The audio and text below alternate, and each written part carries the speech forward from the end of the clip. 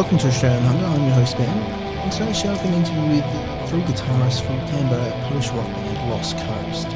Before then, I want to talk a little bit about, again, COVID-19, which I did talk about last time. It's a little worrying, the fact that, it's become even more relevant since I last talked about 3 weeks ago.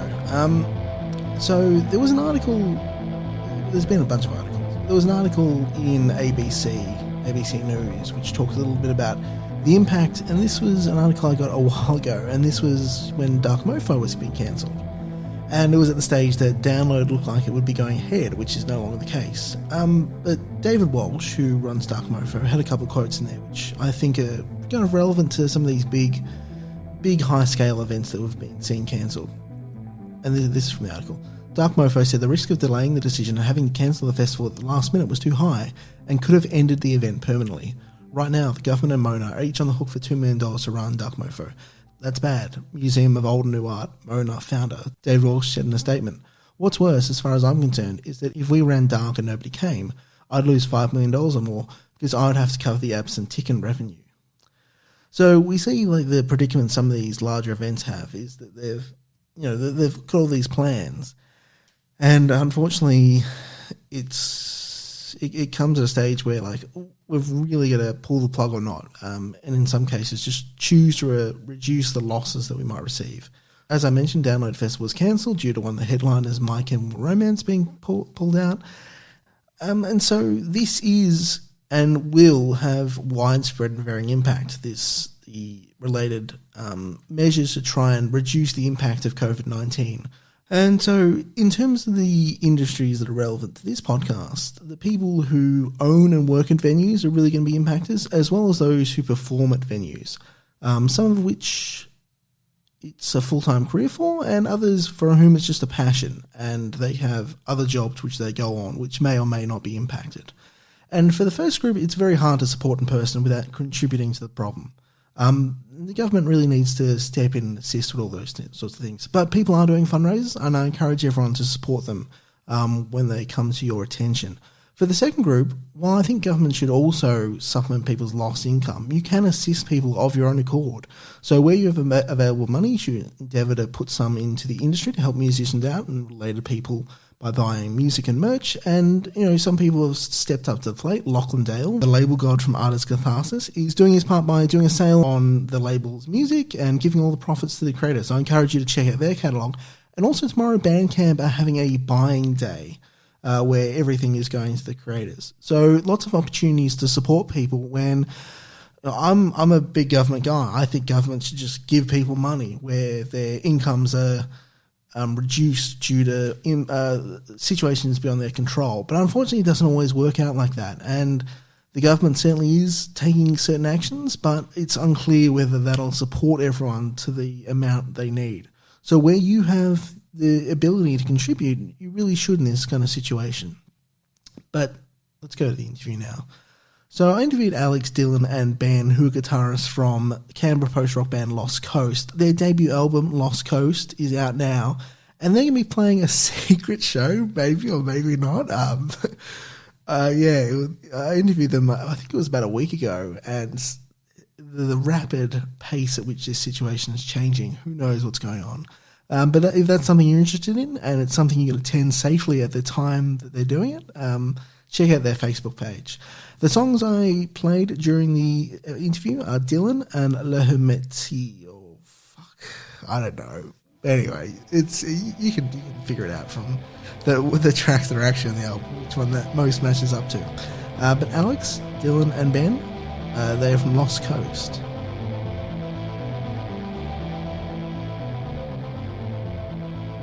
So before we get to any of the questions, introduce yourselves and just what you do in the band. Yeah, okay. Alex, you can go first. Well, I'm Alex and I play guitar. Cool. I'm Ben. I also play guitar. I'm Dylan and I also play guitar. Just guitar. Just the guitarist. So how did the band start? Yeah, well, it's been a long history, I guess. I think we all met, Alex, Dylan, and I met in college, but Alex and I and Luke, the drummer, all went to high school together. So we had been playing in a couple of bands beforehand, just, a couple of high school stuff. Nothing too outrageous. Probably not mention much about those. Yeah, we won't talk for too long about those bands. But then I think in college really is when we started... actually making things. Yeah, actually kind of playing as a group, as this group with this kind of direction in mind. And then, I don't know, we stopped playing for a while, I think, and then got all back together and kind of actually formed as Lost Coast. And then a couple years down the track, we played a show with we had Pat sub in on bass because Luke was away and Dylan played drums for the set. And I think after the set, we were all just like, oh, well, why don't we just add Pat to the band and make him play bass, and then Dylan, Alex and I can all play guitar, and we can really rock out a little harder. And I think that was how we ended up with our 5-piece configuration today. Now, this is something I like to ask all instrumental bands, even though it may not be a particularly interesting or relevant question to you guys.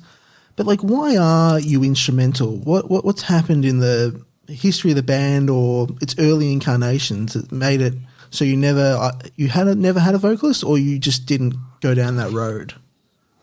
No, so I used to do some vocals, and I was actually digging through a few old tracks. So our first demo tracks were all basically just songs with vocals. They were just kind of more, I guess, proggy songs that just had one verse on them, and then the rest was instrumental. And I think then after that we just started writing only instrumental songs. I think the direction of the band was always we're trying to be a instrumental only post-rock band, but I don't know. I think there was a period there where I was writing songs and bringing them to the band as we were originally, and then we just kind of put them together into songs. And then after that, I just I didn't want to write lyrics. I didn't want to sing. So that kind of just killed that aspect of it. But I don't know, maybe Alex or Dylan has more to add on that. No, I'm not really sure. I mean, I think the music we mostly like is usually instrumental anyway. So influence from that, I guess, maybe made the decision for us. But ultimately, I guess it was Ben's decision whether he wanted to continue singing or not. So yeah, it was that kind of that choice of just being nah, I'm not going to add any vocals to this. It doesn't need it. It's interesting sort of going through listening to the stuff you released before the album, and I think there's some vocals in Pyrocumulus, if I'm not mistaken. Yeah, that's right. So that's probably the only track that's out there with vocals on it at the moment. And what about the name? Where did Lost Coast come from? That's it. Nice and funny story. Well, it's not even really a story. It's more just we're shit at naming things. Yeah. And we were kind of this is when we were a 4-piece. We were kind of just bouncing around ideas, and they were all pretty average. And then I think Dylan sent through a message and was how about Lost Coast? And then I think we all just kind of were yep, that sounds cool. Let's settle on that. But Dylan got that from Half-Life 2. I think it's an expansion in Half-Life 2 or something. It's just a mini engine type of thing. Yeah, so it's a subtle Half-Life 2 reference, and a few people have picked up on it, which is always fun. One time I mentioned the name of the band to a friend, and he was like, "Oh, is that from Half-Life?" And I was like, "Yeah." So let's get to the music. So you guys released Tape back in 2015, I think, and then Colourless in 2016, and then you started, if I'm not mistaken, a little bit after that, working on the next album. I think in some of the the notes about the album, it says that you've been working on it for about 3 years. Talk a little bit about that process from when you start kind of, I don't know, generating new material that's eventually going to become this album, up to when you start recording it. What's that process look like for you guys? It's a very long and slow process, I think. I think that one of the main reasons it took so long in between releases is just the fact that we were just like so slow to get anything organized, and even like finalizing songs. Like I think we had a demo for Dylan and what would be maps like pretty early. Like I think we had that back in maybe 2016, 2017, and it just took forever to like write the rest of the album and put it all together. And then it took a long time to kind of decide like, oh yeah, we're going to go into the studio. Like how are we actually going to approach the recording? Are we going to do it ourselves again, or are we going to get someone else involved and go into the studio and put it together in that sense? So that actually did take a while. And like there's a few other things that kind of get in the way, like everyone's lives kind of thing. Like I was traveling for a few months in that time, and I think Luke was on and off at uni, and Pat was finishing uni, and everyone has jobs and all that kind of stuff. So it just like was this kind of painstakingly slow process of getting to the point of recording. I like to see if I can make any kind of leaps from earlier material to this material. I don't know if I have any great insight. If you've got any insight about sort of what you've taken away from Colourless going into Lost Coast, please share it with me. But one thing I did notice is sort of like there is quite a few samples on Colourless. I think at least 3 of the songs include sort of non-instrumental samples. I'm just curious. Like I don't believe there are any on Lost Coast. Correct me if I'm wrong. But like that, and just like in general, what do you sort of think is the development of the band over those kind of 4 years? Yeah, that's right. So like, I don't know, Colourless, because we recorded that ourselves and put that, like the production of it all together ourselves, I don't know, it just kind of felt more like we could not so much experiment, but we were trying to like put a few extra things on top of it. Whereas I think Lost Coast, the strength of the parts and the songs kind of work without any additional samples or anything like that. I think one of the major developments from Colourless going to Lost Coast is that like Dylan became like a writing member of the band. Instead of just writing a bass part, he would actually, bring fully completed songs basically to jams, and then we'd work on those, and those would end up as tracks. Whereas before, like it was mainly me and Alex just kind of putting things together, bringing it to the band, and then they'd get fleshed out in that sense. So that's that kind of progression. I think kind of aesthetically, we've probably gone more into the like riffy vein instead of like I guess Colourless was a little more static, a little more ambient. Diving a little bit deeper into that aspect of writing, how do you guys write? Like, how do you kind of generate ideas, progress ideas forward as a band? Yeah, I think there's a few ways, and mostly starts with just a riff, mainly at the beginning, and then we just build off of that, and then think about what can happen, what might happen, and experiment with things that way.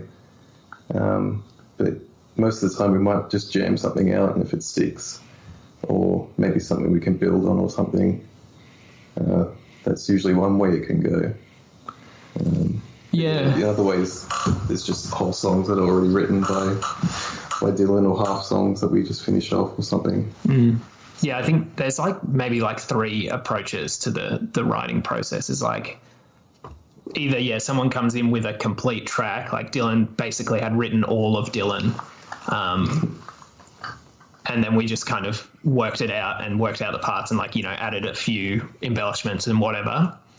The other approach would be like Alex said, just getting in a space, jamming. Like I think David was literally just a jam, and then like recorded it on our phone or whatever, and then listened back to it, came back to it the next jam session and actually made it into like an actual song.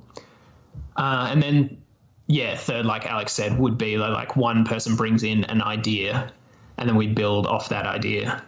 In terms of like you guys individually, Dylan, I'm interested in how you sort of approach the track, Dylan, if it's still within living memory. But also the rest of you guys, if any sort of particular, I don't know, songs or just sort of approaches come to mind. Like from that more basic step when you haven't brought anything to the band, like how do you approach kind of, trying to either create a part of a song or working through an entire song? I guess I'll go first. In terms of Dylan, I think originally I wrote it ages ago, but it was like a piano song, and then kind of just changed that around in the software and showed it to these guys, and it became what it is today. But in terms of like, I guess the other songs on the album, I guess you could say I also just build off a simple riff or something, and the song sometimes comes out from that. Yeah, I'm trying to think kind of specifically to a track. Like I think maybe what is CX Azurus kind of started with Dylan playing or Alex playing that main guitar line, that arpeggio, and then Dylan playing his little melodic line, which I think that you guys probably worked out before we had even started playing that song. Yeah. And then we came in and I just thought, putting swells over it's probably nicer than trying to add a counter melody or anything like that. And then I think like we had that section. Normally when we're writing, we'll just play a section over and over and over again, like too long. Like we'll just be playing it for 5 minutes or something that's just too long, and then we'll be like, oh no, that's way too long, we need to cut this down. And then it just kind of, I always kind of think like what comes next.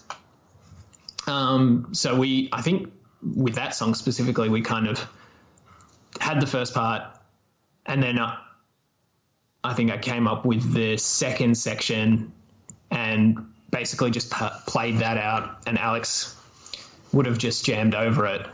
And then we kind of had that direction of like, Luke, you're just going to kind of build like a really simplistic drums over the top of this, and have the kind of the dynamic progression of like, it's going to come up, it's going to go back down, it's going to come up, it's going to go back down, and then it's going to hit this top end.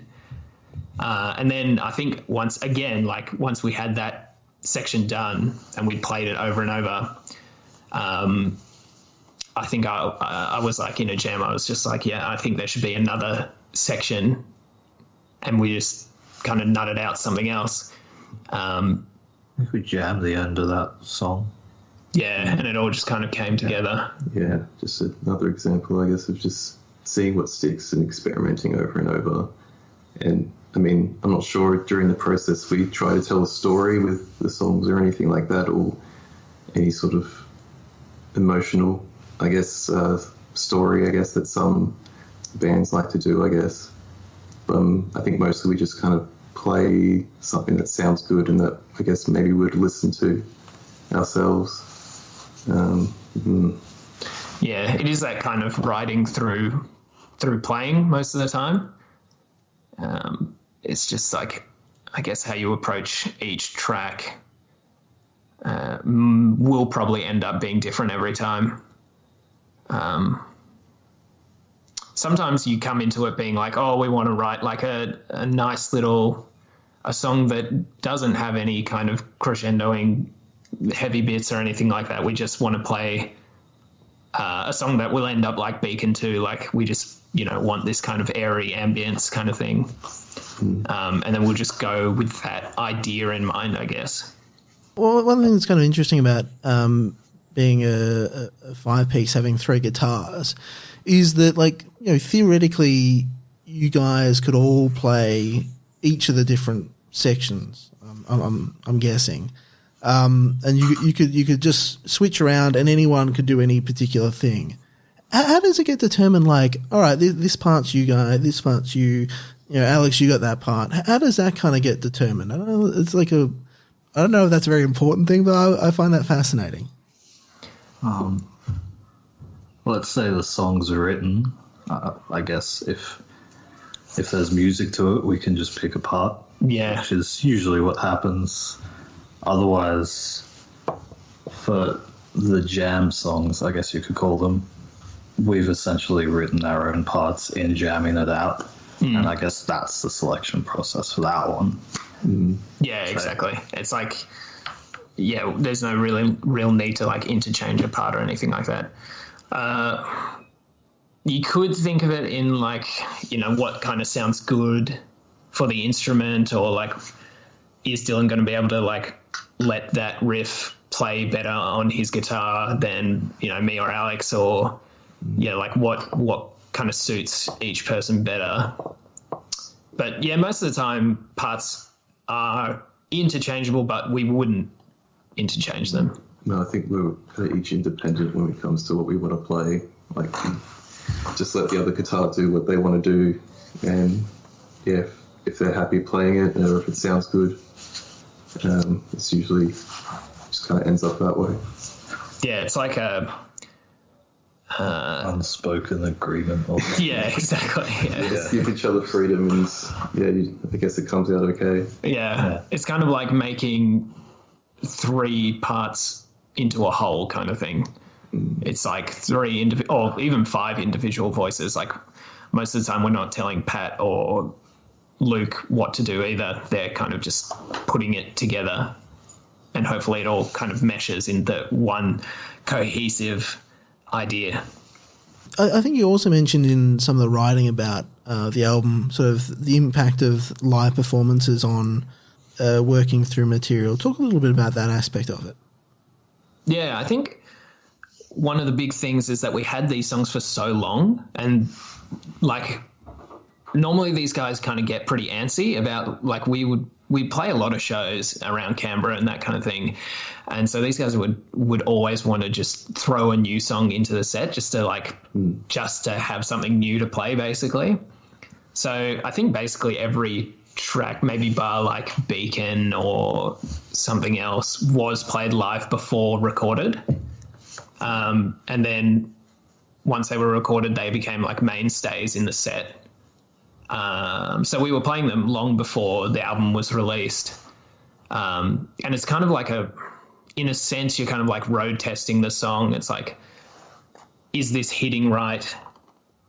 What's the sound like live? I guess because we approached it, most of the writing like jam sessions kind of thing, it's good to kind of take that jam, put it in a live scenario and see if it actually works. Because if it doesn't work, then you got a problem. You mentioned Beacon, Beacon 2. Talk a little bit about that, and so Beacon started off on the original album. You brought that, and I don't remember its original title, but Sunset over to Colourless.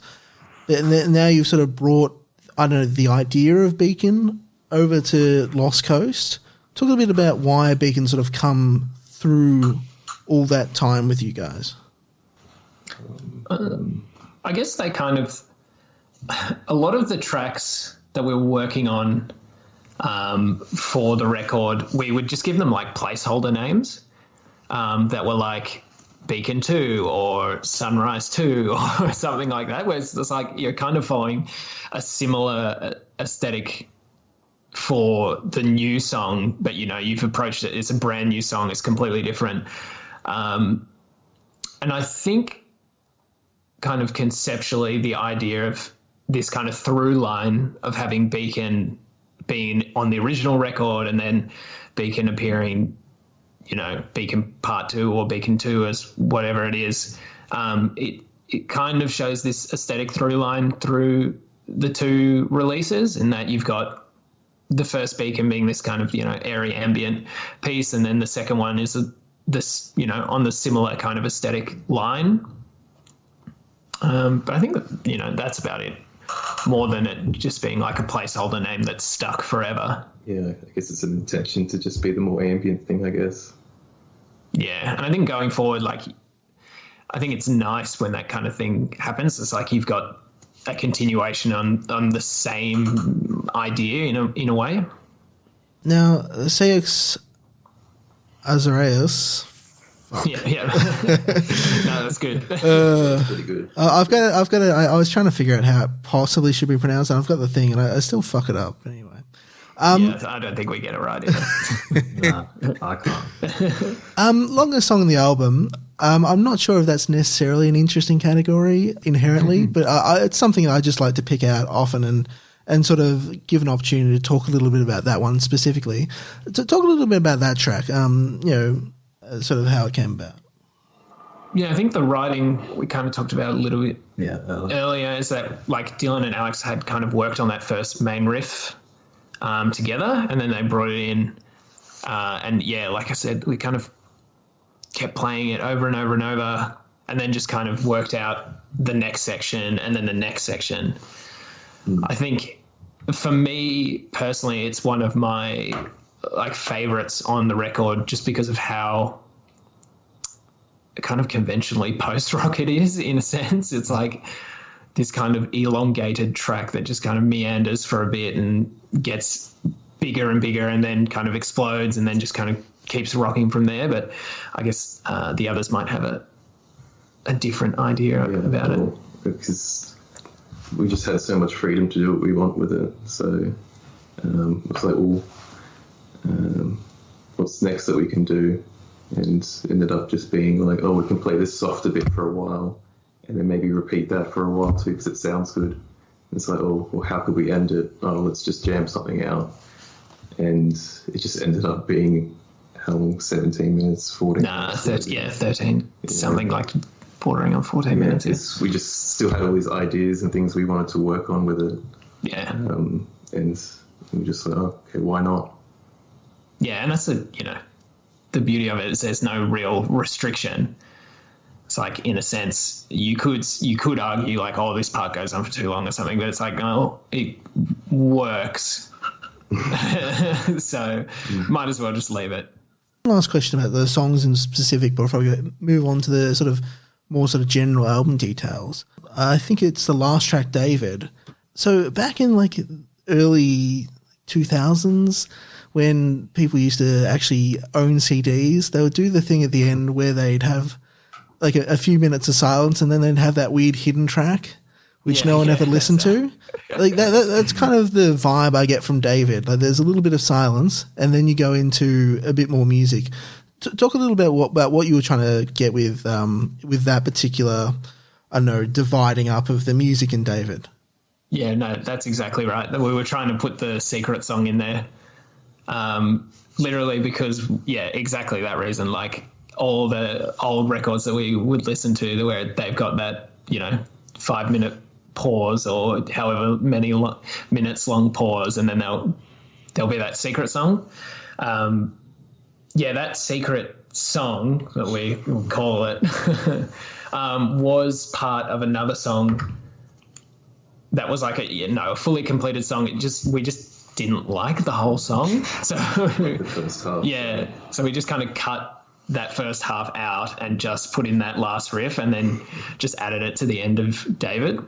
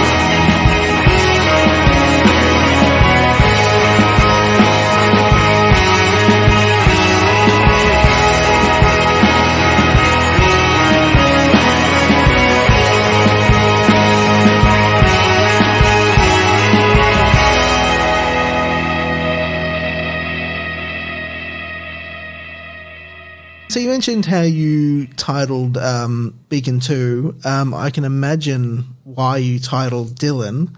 But talk a little bit about more generally how you come up with album tracks. Given what you've said, like about, obviously you don't have lyrics, and you have mentioned that you're not like interested in sort of telling some sort of story behind the music. Talk a little bit about the title tracks of the album. Yeah, I think we just kind of approach it in terms of like write the song and then put a name to it. So it's like, unless someone's, got a set name for something, they'll often just be like a placeholder name. Like Dylan was a placeholder name. It was just because Dylan came in with the song, and in every jam when we played the song, we'd say, oh, let's play Dylan. And so it like just stuck, and we just left it as it was. I think go through the rest of them. It's beginning too, isn't it? Yeah, I mean, like a lot of the times, it was just like placeholder names where we had an old song called Beginning, so we named this one Beginning 2, and then that became 2B, which is like a reference. So like a lot of a few of the tracks on the record do have these kind of like little references in them. Like 2B is a reference to Near Automata, and The Hermit is a reference to like tarot cards, and The World is a reference to JoJo's Bizarre Adventure. So it's like there's kind of like silly little references in the names.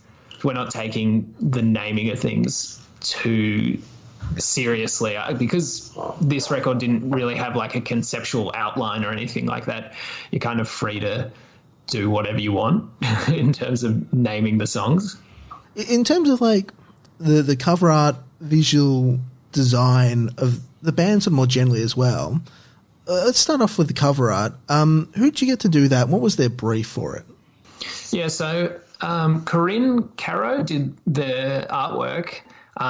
She's an artist, like a digital illustrator that I met while I was on a artist residency. I think the brief we gave her was like, well, I showed the guys her work, and they were all really impressed by it, and then I think Alex kind of looked through her work and went, oh, I like something like this, kind of pulled out a piece that was on the same line as what we came up with for the cover art. But I think we did kind of give her a brief of like, we would like this kind of singular figure, like the girl on a hill with this kind of sunset, sunset scene, and like put it in the desert because the last cover was at the ocean. And she kind of put that together, gave us like a few options, I guess. She gave us like 4 kind of directions she could go with it, and we kind of shot with that one. And it all came together really well.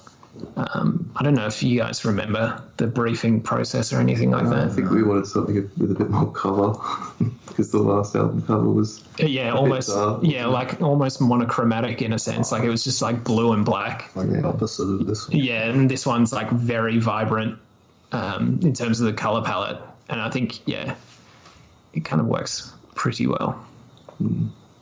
I'm wondering if that has any connection between... so I was going through your Facebook page, and there was a couple of images you were using to promote some live shows, and they kind of had a very similar vibe of 2 colours sort of separating the sky and the landscape. Is there any connection between those 2 sort of things? I don't think maybe not a conscious connection between them, though. I think like a few of those posters and stuff, like there were a few of my pictures, and I am kind of interested in that kind of like landscapey, very much kind of like vista photography and that kind of stuff. So I guess that would kind of subconsciously add to the direction we were going, but I don't know in terms of like other inspirations. Maybe what you guys would think about other inspirations. Not so much. Turns out we all like the same thing. yeah, very one-track-minded group. In terms of the typography, font, I don't know what the right word is.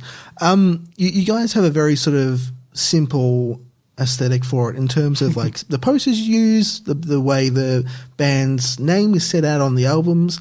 Talk a little bit about why you sort of just had that very simple approach to it.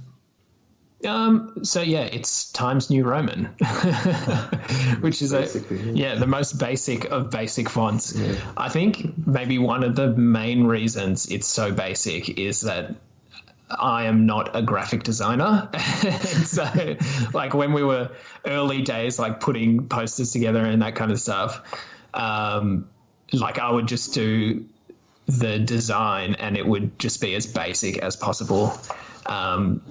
And I think that's kind of just carried through in a sense. Like I actually really like the Times New Roman lowercase everything. Of course you do. I think, yeah, kind of like the simpler aesthetic kind of works with the music as well. I don't know.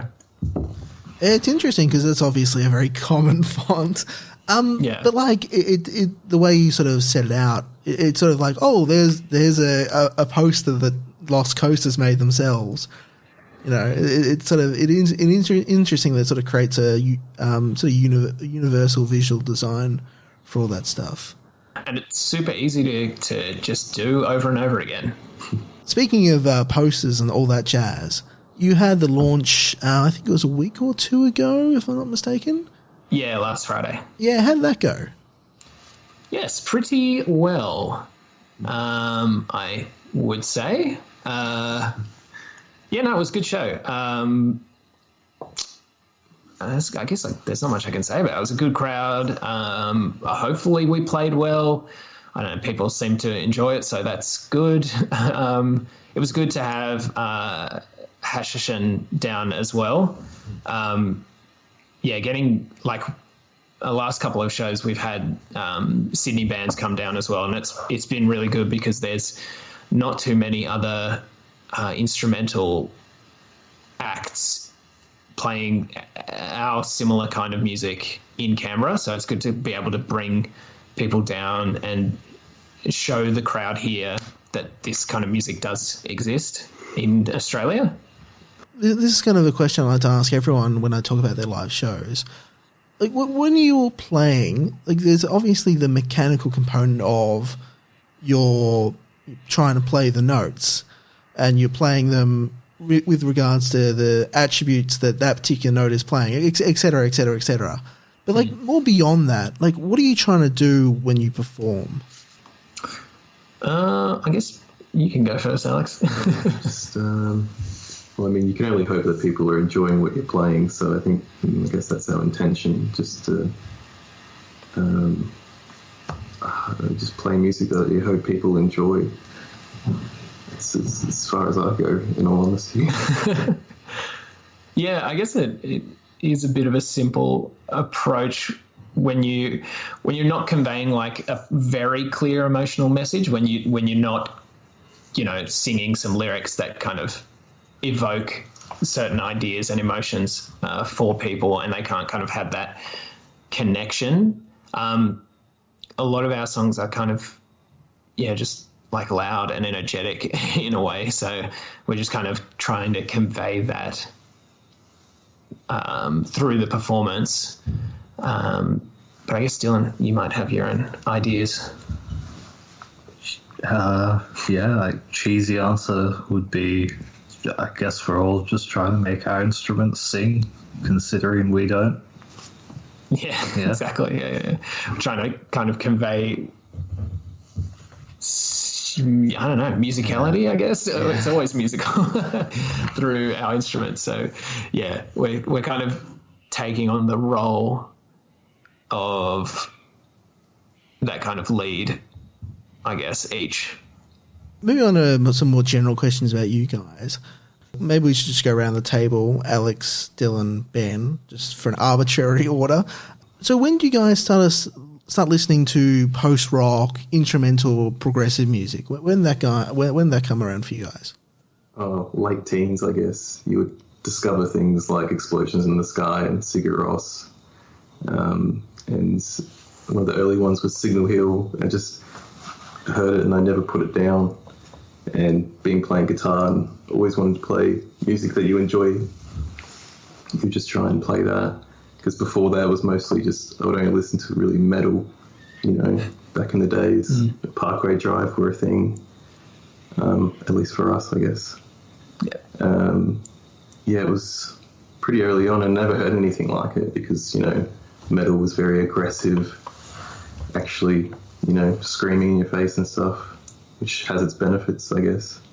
But nothing like instrumental or, taking your own interpretation from it, because there was no lyrics or anything. So it's kind of put you on its own journey, I guess. And post-rock is pretty good at doing that. So that was pretty early on for me. But Explosions in the Sky were the big one that got me into post-rock, of course. Everyone loves Explosions. Yeah. Would be, late teens, late high school.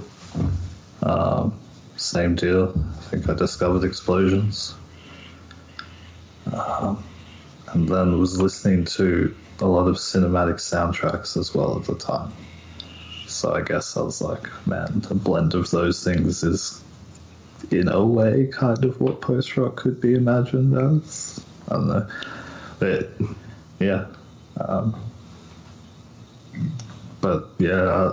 I don't know, before that, I did listen to a lot of metal, and I guess even during that period, I've still listened to a lot of metal. So I did have a hard rock metal band, you could say. Yeah. So did these guys. It was all had different projects, but no, post-rock is just, it's really easy to explore, it's really fun to explore, and it's surprisingly easy to jam along with these four. So yeah, I think for me it was around the same time as well. It's like when we were in college, late teens kind of time. I think the first real band that I got into were This Will Destroy You. I think I remember originally being like, oh, this is kind of boring, this isn't metal. Like, where's the breakdown? Yeah, exactly. Like, we were at that time we were playing like punk and metal and stuff, and it was like so, in a sense, so jarringly different to just kind of have these kind of like slower movements in the music. And then I eventually came around and we started playing together and that kind of thing. And I think that like approaching it, there's so much you can do within the genre. Like, there's so much variance within the genre as it is, and as it was back then as well, that it was kind of so interesting to go through, to go deeper than like one band or two bands kind of thing, and just keep seeing what exists within the moniker, I guess, of post-rock. I'm curious, to what extent are you guys still fans of heavy metal or, I don't know, associated styles? And, like, what other musical styles that sort of don't fall within that kind of box of post-rock, instrumental, prog music are you a fan of? Definitely Meshuggah. Yeah, these guys, every time I come over, these guys are listening to Meshuggah. Yeah. I know, I like pop music, I guess. You'd probably hear some of it on Triple J. Yeah, I do still listen to heavy music, but it would probably just fall to the range of Meshuggah and the like. Yeah, what about you, Alex? Yeah, definitely Meshuggah, and Misery Signals is another good one. Yeah. Misery Signals, always plug them. Yeah. Yeah, there's some kind of hang-ups from your past that you can never get over. Yeah.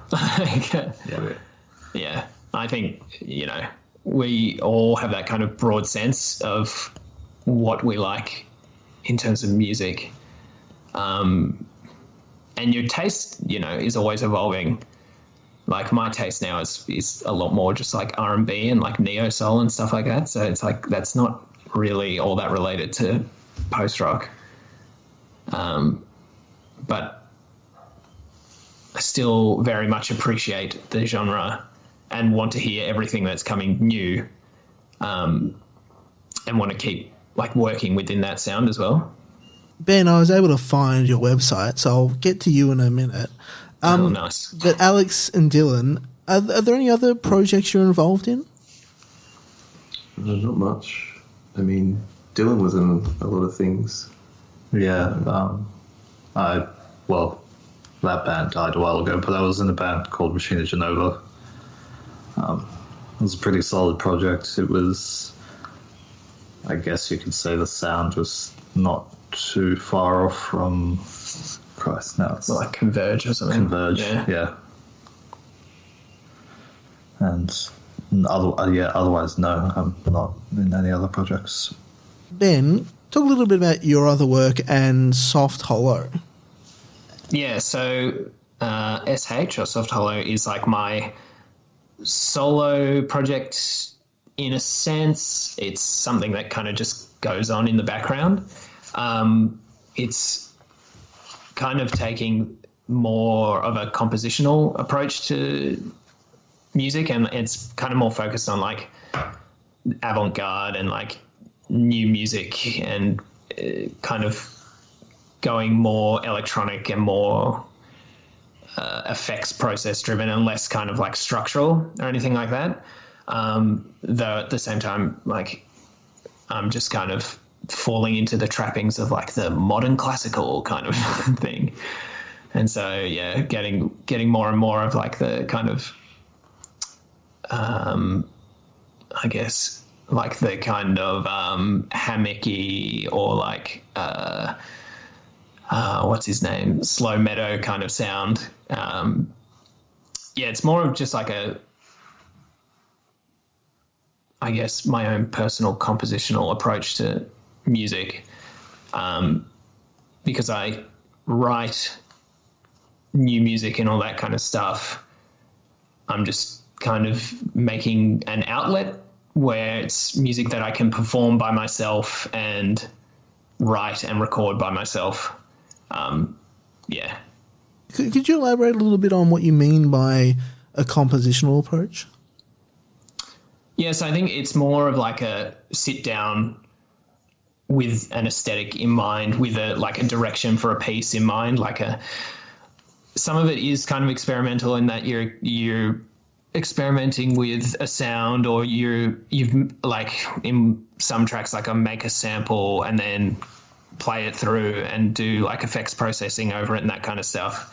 But there is kind of like a compositional direction. Though I guess with like the Lost Coast approach, it's more of like a let's do this now, let's jam this now, let's all play our individual parts. Though that could change.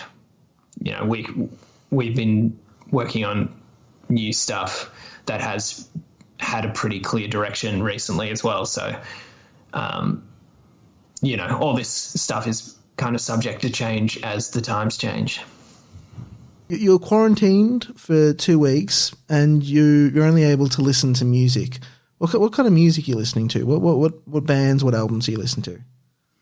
You can go first, Alex. I just listen to a lot of Johnny Greenwood's motion picture albums, I guess. Oh, nice. What about you, Dylan? That's a good question. What do you got on repeat? What do I have on repeat? My Sugar, Clockwork. Just My Sugar? Just My Sugar. That's really all I've been listening to. Yeah, nice.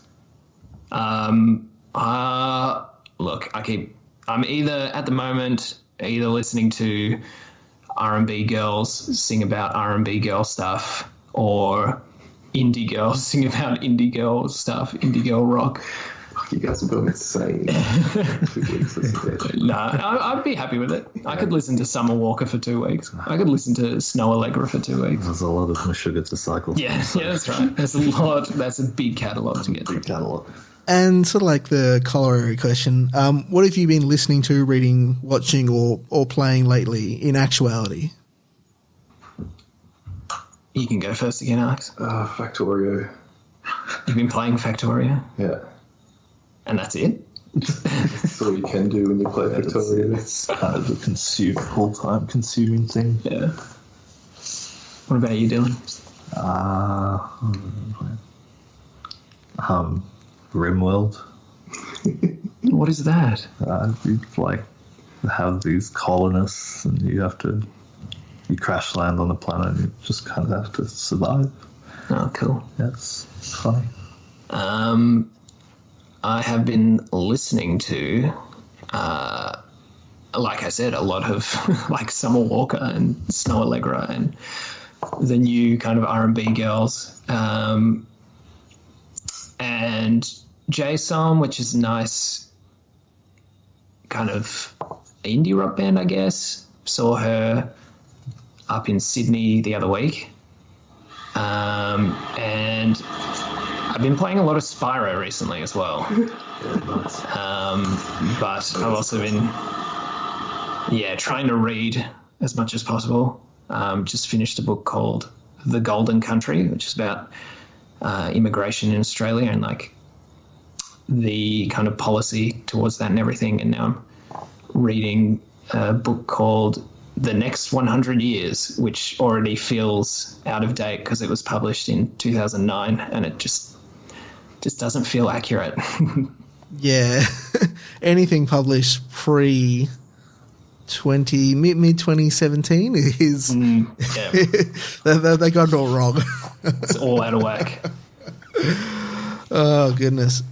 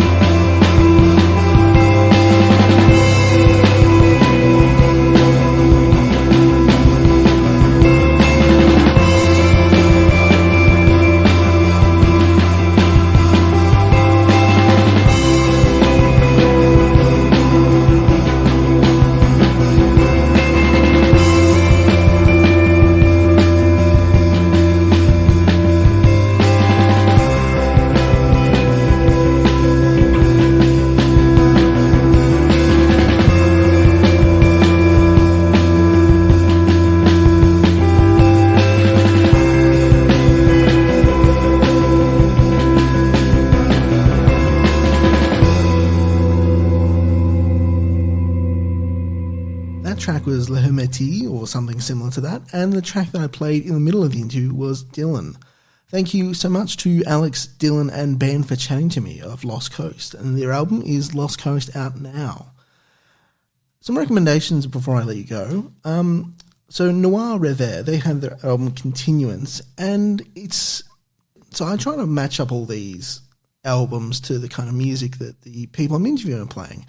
And so this one's a very sort of stereotypical post-rock album, but I really enjoy it. I think it's really well done.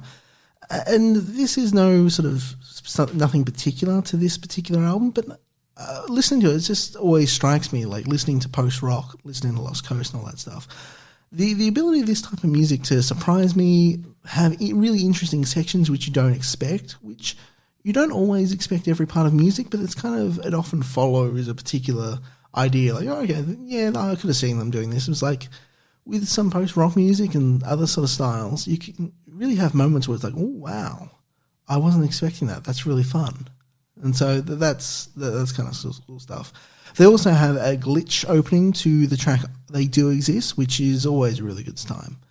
Another album I'm going to recommend for you is The Long Way Down by Boneweaver. This is a project, as far as I can tell, the first release by Tristan Feller from America. And it's this weird combination of post-metal, prog metal, like more general metal and metalcore.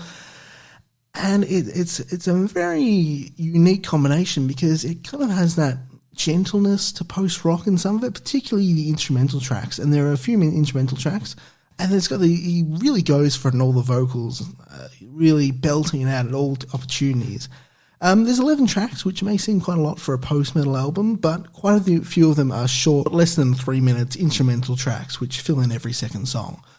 So it's an interesting experience, not quite post-rock in the way that Noir Reva is, but it's a really interesting listen, and I encourage you to check it out. If you want to contact me, you can hit me up on social media, at AusHunger, that's at AUSHunger, on Facebook, Twitter and Instagram, and you can also send me an email, australianhunger@gmail.com. Any comments, questions, if you want to set up an interview, maybe we can get that going. But until next time, thanks for listening.